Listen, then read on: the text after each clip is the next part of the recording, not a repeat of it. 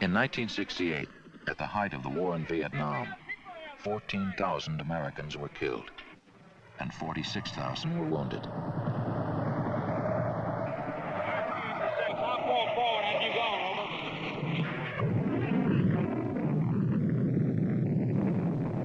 That same year, another 14,000 Americans were killed. But those lives were lost right here in the United States because those American men and women were killed at work, on the job. Another 2.5 million American workers suffered disabling injuries. That's 54 times the number of people we had wounded in Vietnam that year. The subcommittee will be in order. This morning, we're continuing with our oversight hearings to the occupational safety and health. In an effort to stem this tide of injury, disease, and death, Congress created the Occupational Safety and Health Administration in 1970. In creating OSHA, Congress affirmed the right of every working man and woman to safe and healthful working conditions. They have not only the right to expect, it's the law that they should be able to go to their work in the morning, give the employer so many hours for so much money, and be able to go home to their family that night the same way they walked in the door that morning. As an employee, you have a responsibility to your employer to give him an honest day's work and to make money for that employer. That's what you're paid for. By the same token, that employer has a responsibility to you. Not only to give you a salary, but to ensure that you don't get killed on the job. It's his premises, it's his responsibility, nobody else's. If I feel the job's unsafe, I won't do it. Would you sell me your legs for $10,000? You know, it comes down to that. Which is more important, money or your health?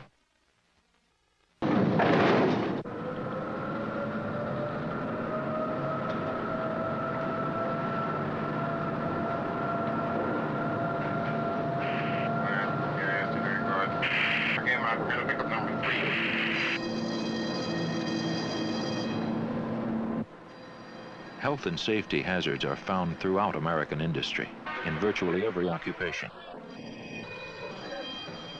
1 of every 4 American workers is exposed to known health hazards, and it's been estimated that 1/3 of all cancers are work-related.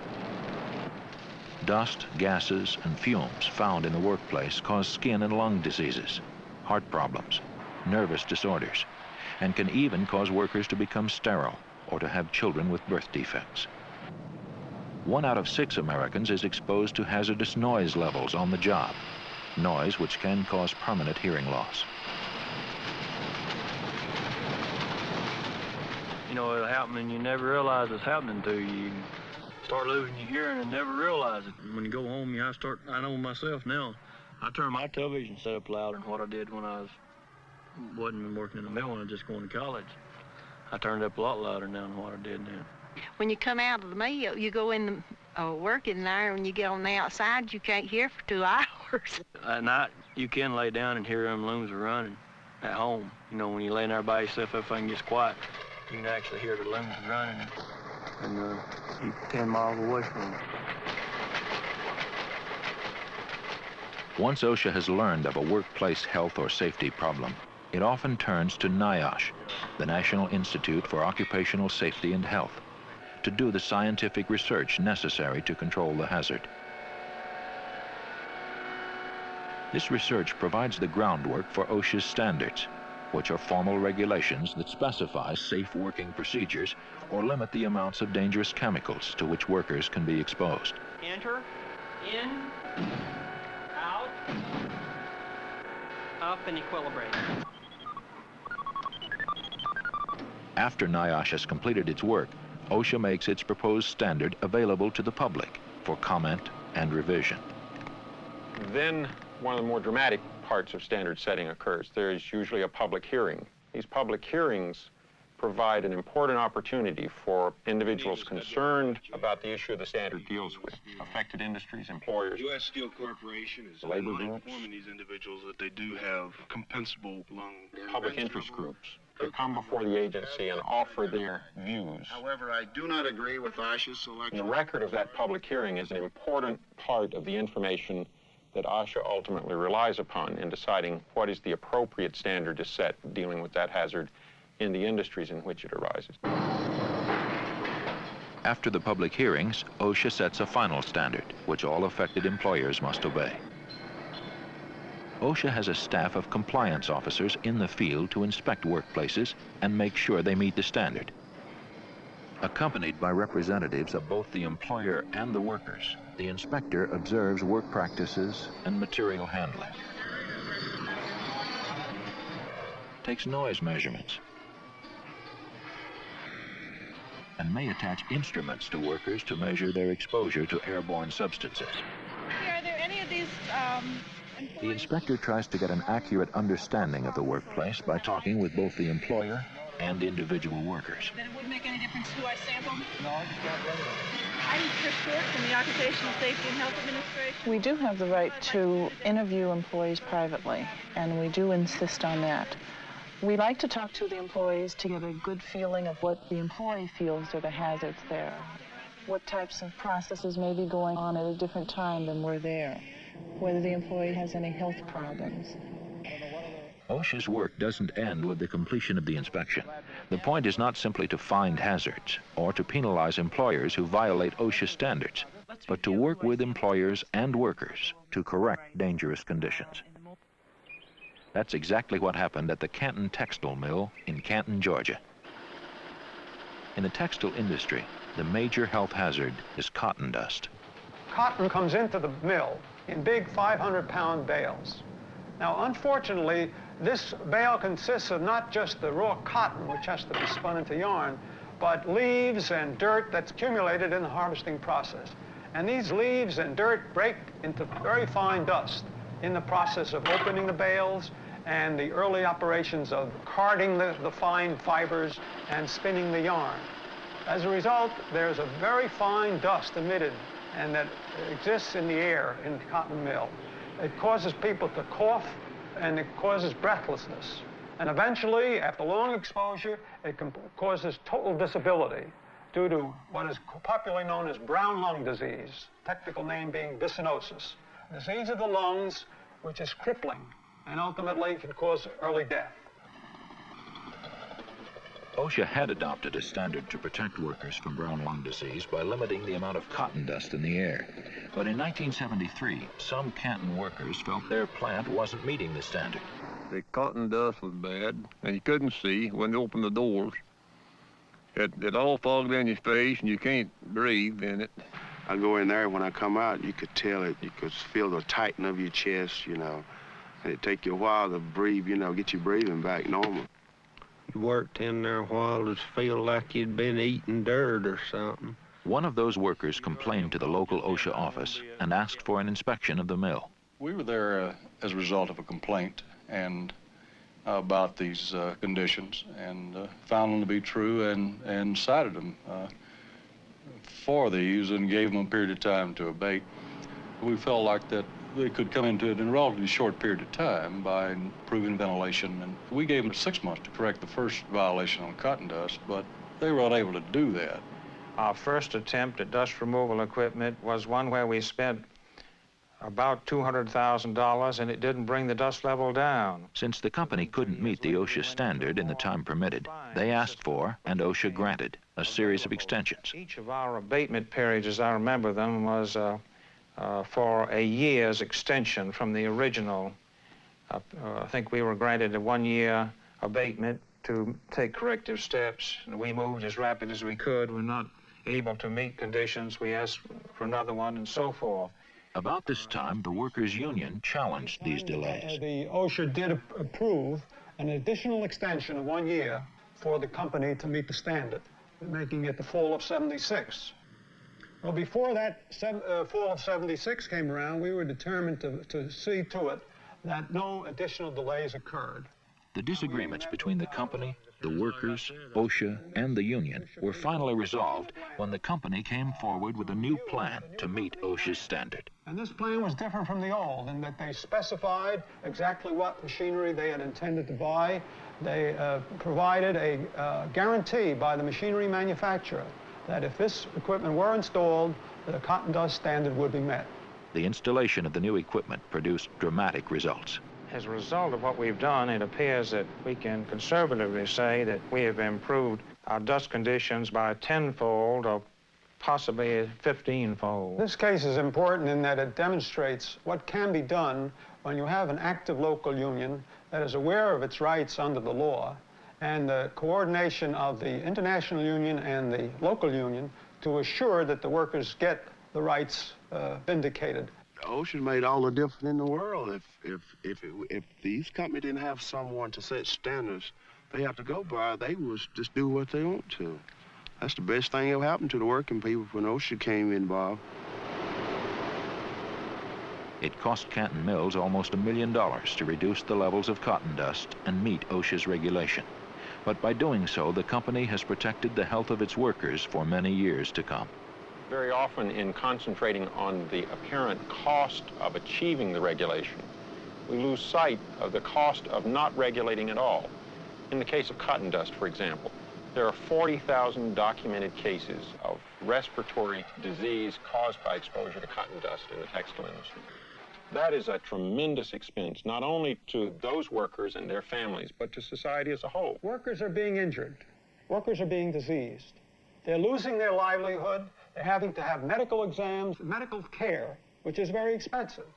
These costs are being borne by the workers who are the victims of occupational injuries and diseases, and society in providing medical care and relief for these people who are impoverished as a result of their victimization. Certainly the Congress decided as a matter of national policy, it's more appropriate to place the cost of protection on the employers who give rise to the exposure in the first place than to depend upon society to bear the cost of illness and injury.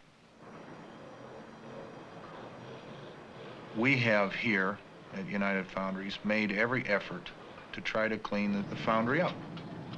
We've got a great deal of money invested, but now that the investment's there, it really doesn't take that much to operate it. A lot of companies recognize that a safe and healthy working environment makes good business sense and make every effort to comply with OSHA regulations. In the foundry industry, workers face a number of health hazards, including airborne dust and dirt, which can cause severe breathing problems. In general, the foundry industry is an extremely dirty industry. It's heavy industry. We deal with sand and moisture, all the things that make dust and dirt, and of course the molten metal, which makes heat. We used to pour them on a floor, and now we have what we call econ machines. They're automatic. They go on trays. The trays go around inside the machine, and they have an acid pollution that kills the smoke, and also a bag house which collects the dust, which pollution also takes some of the dust into it, and way down the dust compared to what we used to have. We used to have a real thick on the floors, you know. Probably the foundry industry ran the greatest portion of 5,000 years without any basic changes. With the advent of OSHA, the majority of foundries were forced into a compliance situation as far as pollution control goes. We chose to make that change at the time that this compliance was required, and we are in compliance now. It keeps us legal, it makes us a better neighbor, and it certainly improves the environment in the plant. And in doing so, we have literally reduced our turnover, our labor turnover, to zero. This has probably been the largest and the best side effects of the money that we have spent. And our absenteeism is virtually nothing. And as such, we are not constantly retraining people, and we don't have to carry a much larger staff to substitute for the absenteeism. The Dana Corporation in Reading, Pennsylvania, manufactures and assembles automobile and truck frame parts. Before the parts get to this welding operation, they are shaped by these stamping machines, machines that can easily crush a hand or cut off a finger. Such injuries are often blamed on the workers themselves for having their hands in the machine at the wrong time. But OSHA regulations have required the use of redesigned machinery that has virtually eliminated these kinds of injuries. Oh, when I was a kid, used to hear they used to call this the butcher shop. People used to lose fingers, hands, and well, there's quite a few people you walk through the shop down there that are missing fingers. Well, they just hit the button and the press come down and went up, and the man on the other side of the press, he took the piece out. But you never know when it was going to repeat, or the guy on the other side of the press he may forget what the other guy's doing. He might hit the button and his hands are in the press. There he had 2 buttons, and the only way the press would get on if every man working that press had each hand and each button.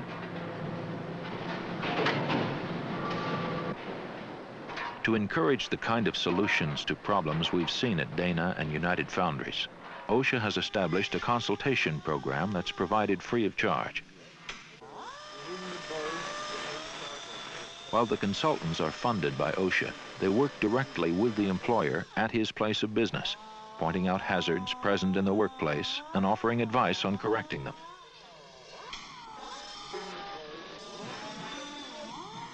The consultant's files and report to the employer are kept confidential. This information is never disclosed to OSHA enforcement personnel unless the employer refuses to correct a serious hazard. I've used it many times for consulting purposes, and it's a way of getting an answer. Why wait? If you have a problem now, you want to get it solved now. You don't want to wait until somebody gets hurt or you get cited for it. We have worked with OSHA and made a real effort to draw on their knowledge and their background and their approach so that when we do something, we do it once. There's no sense of doing something and then finding out you're not in compliance because you intend to spend the money anyway. If in a nutshell, there's anything we're trying to do is to get you a basic understanding of occupational health, the terms, the jargon, so that you can know to ask good questions and to know when you're getting bad answers. OSHA also funds education and training programs for workers, like this class at the New York City Central Labor Council. Many people have described the Occupational Safety and Health Act as primarily a piece of worker rights legislation. There is the right to file a complaint about safety and health hazards in the workplace and to remain anonymous to minimize the possibility of reprisals or discriminatory activity as a result of exercising that right. There are specific protections against discriminatory action being taken against employees for exercising their rights under the Act. There is the right to accompany OSHA inspectors on the walk-around of a plant. We believe that there are also rights of the employee to know what the hazards are in the workplace and the effects of those hazards. Okay. Can you think of an example of something that's breathed and causes a cancer or a serious illness somewhere else in the body? What? Carbon tetrachloride. Okay, chlorinated solvents like trichloroethylene, perchloroethylene, carbon tet. Most of the health standards which OSHA has issued since 1971 have dealt with substances which pose a cancer risk to workers. Particularly since World War II, there's been thousands and thousands of chemicals put on the marketplace, most of which have not been tested as to their hazardous nature. The National Institute for Occupational Safety and Health puts out a registry of such chemicals and have listed over 20,000 as being toxic. Ketone was very thick in the air. You couldn't see through it. It was more like a fog. The ketone was all over the working area, all over the break area. I was asked to assist in the investigation of the ketone incident in Hopewell, Virginia. It was just virtually impossible for anybody to walk in the plant and go straight through and come back out without getting ketone all over. As part of the investigation, I interviewed those employees who were affected. I'm on medications to try to help the tremor in my voice and the tremor in my hands and limbs and things like this. But this is the only thing they can treat is symptomatic treatment. I came to realize how important our work was, the industrial hygienist work was, by looking at the employees, realizing that when we're talking about illnesses and hazardous substances, we're really talking about real people. Know that I'm sterile, but I have an increased chance of cancer, and I've had some damage to my liver, my eyes, and some brain damage. I would wash those clothes, his ketone clothing, and then right after that, I would put a load of my little girl's clothes in and my clothes. Well, it was still in the washing machine, and the water wasn't dissolving it. And as a result, we both would break out into a rash. I had an occasion to meet their wives and children, and all the time knowing that they had been exposed to the hazards, that they were suffering from the diseases, that no one knew what the problems were, no one knew if they'd get better, no one knew if it would cause cancer. As it later developed, it was identified as a carcinogen. Benzene is another one of those industrial chemicals that has come into widespread use since World War II. Welders and workers in the petrochemical, rubber, and pharmaceutical industries are regularly exposed to it. It's a highly flammable liquid, and for years the danger of benzene explosions has been known. But only recently has it been disclosed that benzene causes cancer. Recently there's been a lot of information coming out through OSHA and a lot of information in the chemical magazines about benzene and its possible cause of leukemia. OSHA's put up an emergency standard on benzene and specifically connected benzene and leukemia. That emergency standard didn't exist in 1965 when George was working in an industrial laboratory in Iowa City, where his job required him to use benzene to analyze soil samples. It was about that time that he met his wife, Mary. We met when we were both in high school. I was a junior and he was a senior in high school. Then while we were going together, he was working in the lab. I remember him doing these tests, so I was familiar with the kinds of work that he did. You could smell the benzene all through the lab. It was even to the point where it could be smelled in the offices, in our offices on the next floor above. It was impossible for anyone to use that piece of equipment with benzene and not be exposed. It was just so designed that there's going to be exposure. It also, I think, was intrinsically unsafe in terms of the open element at the bottom, which allowed benzene vapors to come around underneath it and ignite. I ended up being engulfed in a pillar of benzene flame from the floor to the ceiling. At that point, I ran and grabbed a throw rug, which was on the floor of the lab, and wrapped myself up in the rug and was able to put out the flame. And I thought I was lucky because I got out of the accident with just singed hairs on my arms and singed eyebrows. I feel now that at the moment I felt lucky, but I now feel there's longer-term effects that I wasn't aware of that has caused my current situation, having leukemia. It has been known, it's been reported in the literature before that time, all the way back to 1928, that benzene is associated with leukemia, and that I think the manufacturers of benzene knew it at the time, but was not generally known by the public or people such as George and myself. I feel strongly I don't want what's happened to me to happen to someone else. I think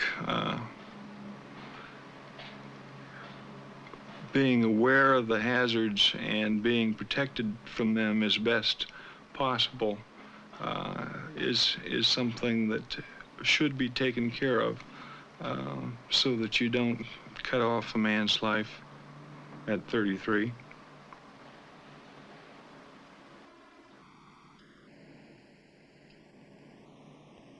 What is the value? What is the price of a man's life? How much is a finger worth? How much is an eye worth?